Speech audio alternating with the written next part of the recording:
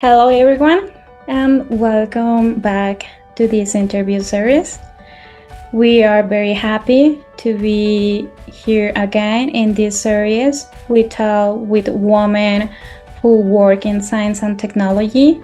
The goal is to help young women learn more about these areas and hear real stories from women who have both their own path in science. This series is made in collaboration with QubitHub and the US Research Software Engineers Association. My name is Diana Jimenez, and today I am very happy to talk with Juhi Singh. Juhi, thank you very much for being here with us today. It is a pleasure to meet you.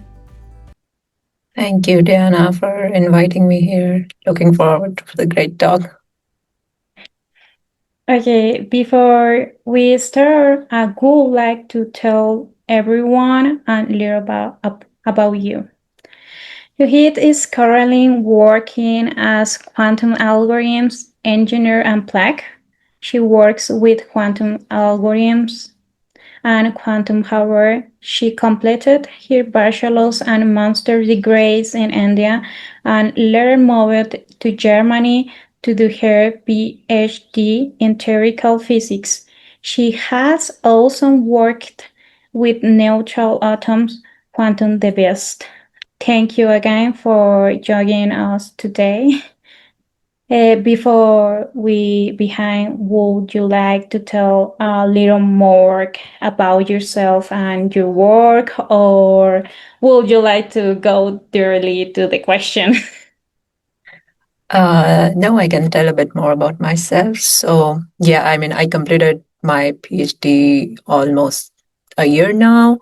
And then since then, I moved to Munich to work for Planck. So it's a company which is building a neutral atom device. And I work there on the theory team to help them on the application and also on the building side. Thank you. Now, let's start with our first question. What inspires you to choose science or quantum technologies? I would say I think it kind of happened a bit more organically. So, I have elder siblings who have also studied science. So it was just since like childhood, it was a bit more natural to go through with them through seeing their science projects, their books, and all.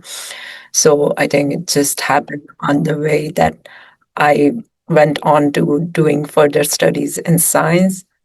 And I think initially I wanted to go more into engineering, but then I enjoyed doing physics a bit more. So I did my bachelor's and master's in physics and moved to my PhD.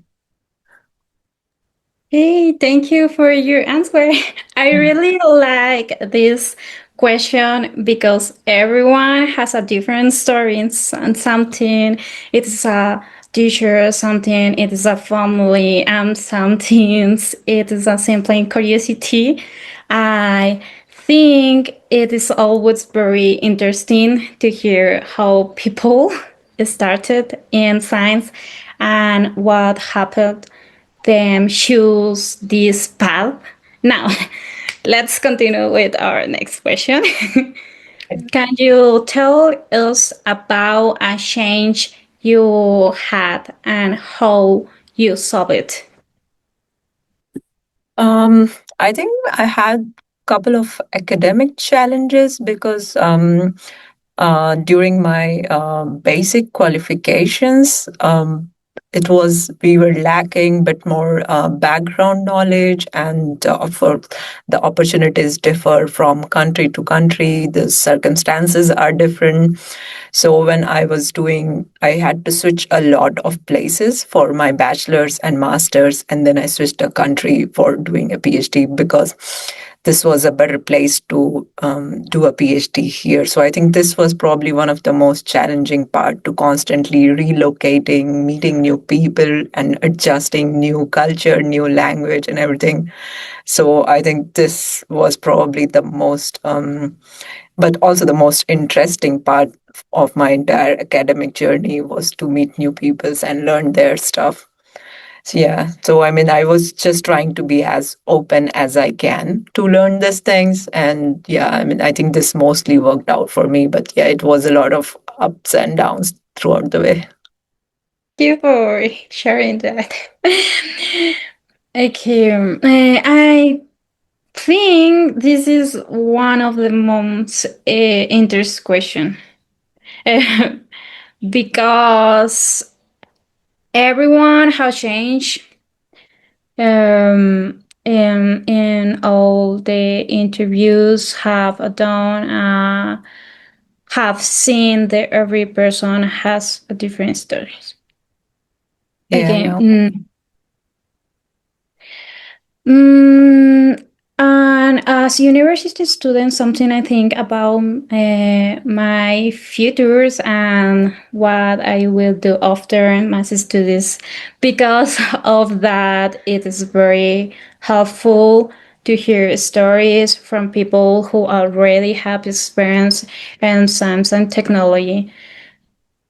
Now, let's continue on with question. What excites you the most about the future of science and technology?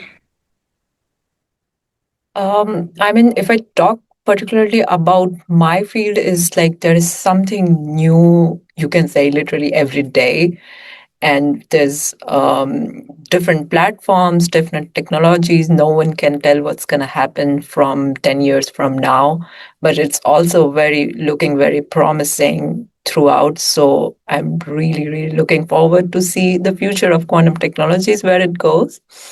But I think in general for science, I would say the thing I'm loving recently, and I'm really happy to see that, is how accessible it has become, honestly, because it's not just studied by just a few people. It's more and more people are studying it, especially women are getting more into it. And it's also, even for people who are not studying it, it's through different social medias and through different interview series and whatnot. Even non-academic people are understanding some level of science. It's not really a complete mystery for them. So that's very interesting for me. This is very interesting topic. Technology is working very fast, and every day we see something new. I Yeah. think it's amazing how easy it is now to find information. Years ago, people spent a lot of time looking for information in libraries. Today, we can learn many things from our phones and computer. It is existing to think about the future and all the new ideas, discoveries, and technology that new may see in the next few years. Yeah. I really find it very, very interesting. Now we have our last official question. What advice would you give to young women who are interested in entering these files? Yeah, I mean, this is like one of the question I really struggle, because I think also in one other interview series we did here internally, I was asked the same question, and I feel like there is not really a single advice, because, as I said, it's always different culture, different country, different circumstances, different financial and educational background that people come from. So, what has mostly worked out for me is I just try to do like the next best thing that I can. It doesn't have to be a really big thing. So whatever level you are, just try to do like the next good thing in your career path and don't worry about what will happen after 10 years. So if you're in your high school, just try to get good marks, try to see what you want to do in for your bachelor's maybe, don't try to overthink it. And I think this is the one advice I would have. I think many young women will be happy to hear your words. Something people are interested in science, but they are not so with behind. Listening to experience like yours can help them feel more confident and motivated.